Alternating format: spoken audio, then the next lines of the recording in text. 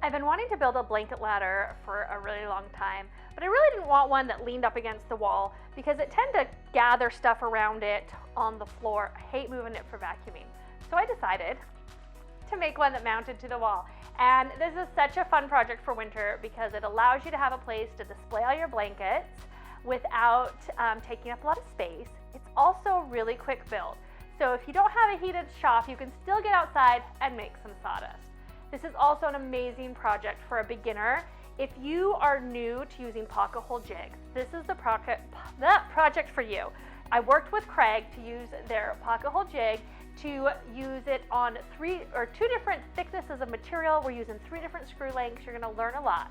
So let's grab that pocket hole jig and get building. For this project, you only need 1 2x2 and 1 1x2. Now, if you are a beginner and you've only been using inexpensive lumber you can get from your lumberyard, this is a great project to try a new wood. I'm going to be using alder today. Now, I actually milled this alder from leftovers that I had from building the dining table a couple years ago. So I milled a little bit more than the 8-foot 2x2 and 8-foot 1x2 because I'm working around some really big knots. So I'm going to make sure not to use those in my project. Now, normally I don't recommend you cut all of the pieces on a cut list. This one, we can cut almost all the pieces before we get started. But we do want to not cut the back piece, and we will cut those after we've assembled the front part of the blanket ladder. That way we know that the measurement is accurate. And so I'm going to take these over to the miter saw so we can get started.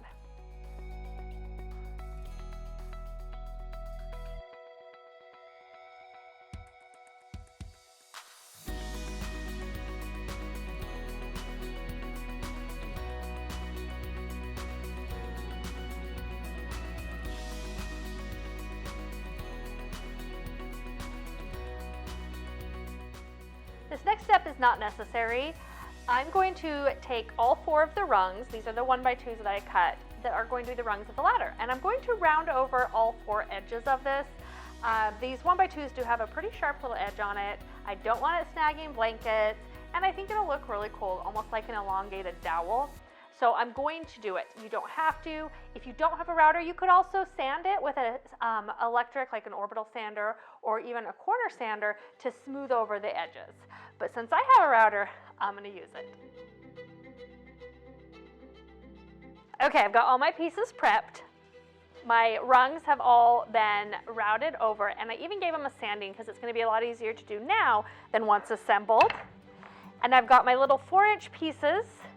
And I'm going to now add some pocket holes to both of those. We're going to add 2 pocket holes to the back of each of the rungs, and we're going to add pocket holes to both sides of these little 4-inch pieces, and this is what's going to hold it away from the wall. Normally, when I put pocket holes in something like a 1x2, I just guess where the center is. But for these, I'm actually going to measure to make sure that it's perfectly centered. And the reason for that is because I have the round over on the edges. If I don't have them perfectly centered, then it could show a pocket hole on those edges, which I really don't want to have happen on my blanket ladder. So I just quickly made a mark where the center was, and then I line it up with the center point between the 2 closest together pocket holes, and now I'm ready to drill. Looks good.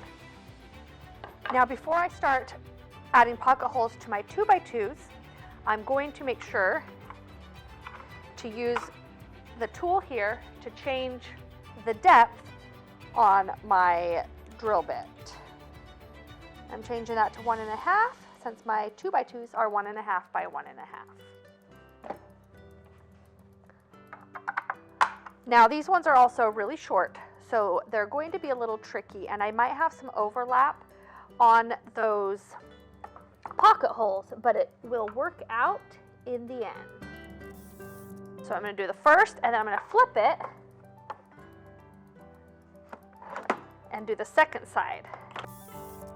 So you can see that there is some overlap on those, but you still have the flat spots to attach your screws to each side. And then we're going to fill in the top with some wood putty when we're done, and the funky pocket holes will disappear. Okay, so I've got all of my pieces prepped and ready. I'm gonna mark out where I want the rungs, and then we can build the ladder part. So I'm gonna start with doing them 2 inches down from the top for my top rung. Then I'm going to do 9 1/4 inches between it. So I'm going to mark it out on this first one. So each rung is 1 1/2 inches thick because I used a 1 by 2 for that. And then I want a 9 1/4 gap from it to the next one. So if I put 10 inches, there's 1 1/2, and then 9 1/4. 1 1/2 from there. I can just transfer the line to the second one. And to do that, I like to use just a square. And I forgot to mark the bottom of my rung on the end, so I'm going to hurry up and do that.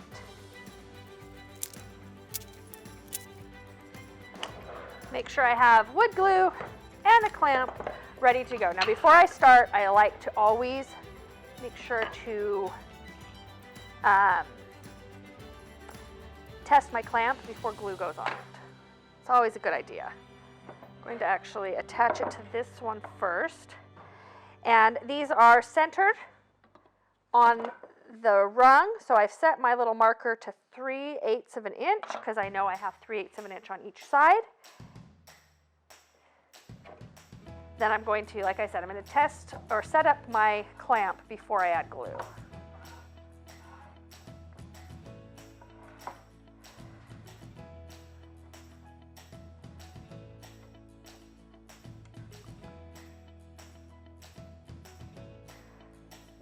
A little tighter. Okay, perfect. Now, because I'm working with such a fat one, I'm going to actually have to push it over the edge. So I'm going to clamp it to my table.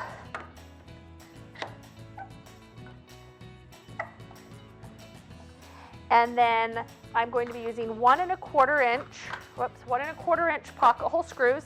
Since I'm working with 3/4 inch material, that's going to put it enough into here to secure them really well. And I'm ready to start attaching all of my rungs.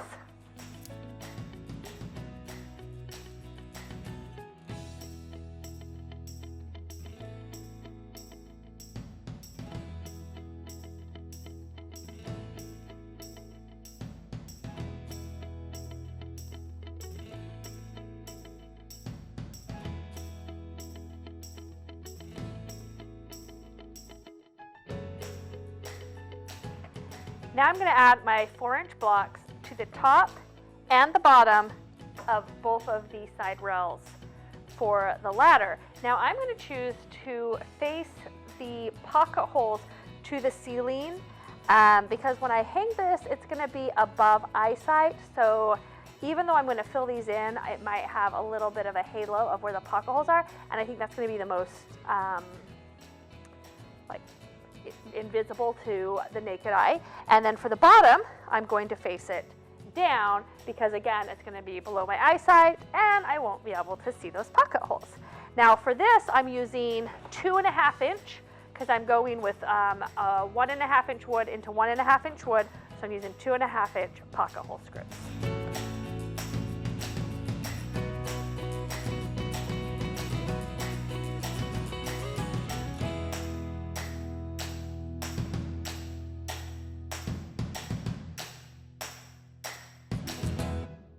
Okay, last step is going to be to measure and cut the back piece. And this is the piece that you'll be able to attach it to the wall into your wall studs.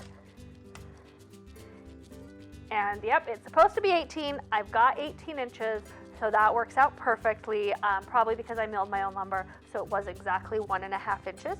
So I'm going to cut those and attach them. Now, I am using the pocket holes that were previously drilled because I put 2 sets here into the back piece, but the back piece is a 1 by 2, not a 2 by 2. So I can't use the 2 1/2 inch screws because they'll be too long. But if I'm putting a 2.5 inch piece into a 3/4 inch piece, sorry, a 1.5 inch piece into a 3/4 inch piece of lumber, the 2-inch pocket hole screws will work perfectly, and that's going to make sure that my screws come out the center of this 2x2 and go into the 3/4 inch thick 1x all, as much as it can, so I have a really strong joint there, because this is really what's going to be holding up my whole blanket ladder.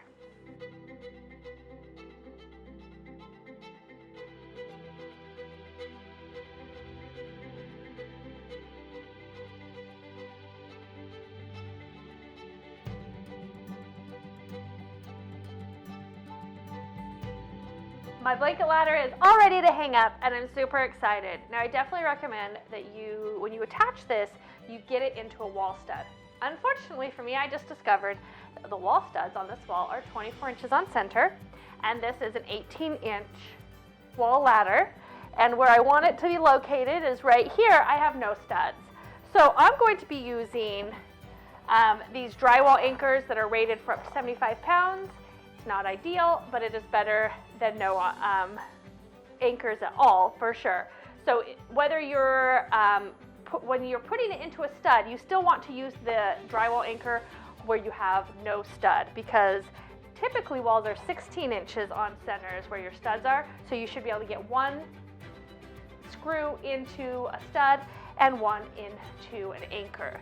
So since I don't have a stud that I'm going to be working with, normally I would mark where my stud would be on here, pre-drill, and then make a relatively evenly spaced hole for where my anchor would be. Since I don't have a stud that I'm trying to line this up with, I'm just going to evenly space pre-drilled holes on the support on the top and the bottom. That'll allow me to mark where my anchors go, and I can get this installed.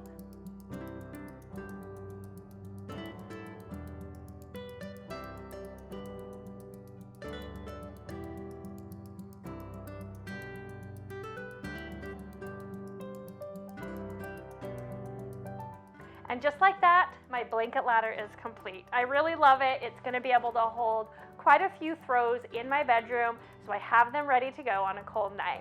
You could also, if you needed more room, you could make your blanket ladder wider or even longer and add more rungs to it.